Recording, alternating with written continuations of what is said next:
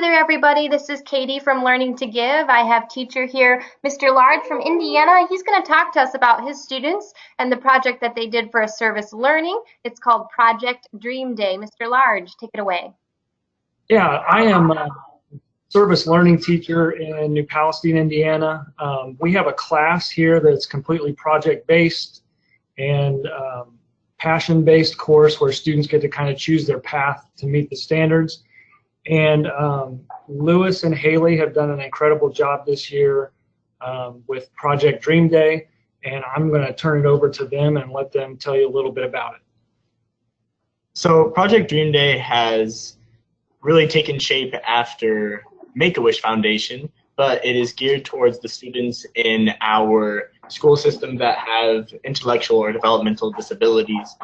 And we've gotten to grant 14 individual wishes, which have impacted over 50 kids from New Pal Elementary, which is a preschool grades, all the way through high school students.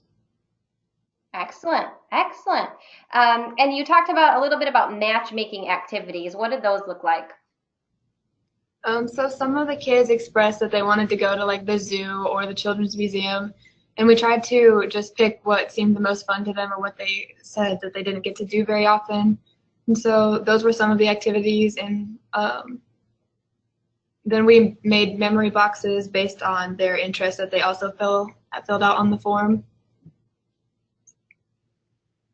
Cool. We had people replying. The two of you have been kind of the leaders for this project. So you talked about this a little bit already, but really, for you and for your classroom and coursework, where did this inspiration come from? How did you figure out that there was a need?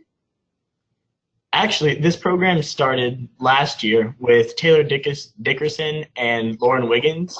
They started Project Dream Day and had 7 wishes, and then Hailee and I took over this year as the project changes presidents every year as new seniors come into the class. And we really just saw the work that Taylor and Lauren had set up and wanted to amplify it, change it a little bit, and improve in what we thought we could improve in, and just make it more of a holistic approach to Dream Day as opposed to just solely focused on the high school students. We wanted to include as many people as possible and try to work with as many students as we could to see if their dream days would be possible. Excellent. Okay. Curious how Learning to Give resources, and Mr. Large, this might be a question that bounces back to you as well, but how did Learning to Give lessons, I think Philanthropy 101 specifically, influence the service learning project for you and the service learning process? Yeah, so Philanthropy 101 has several aspects to it, and the aspect that I pulled the most from was some of the matchmaking activities that we do with my students. So at the beginning of the year, we talk about what are you passionate about, and we do some activities to identify what their interests are.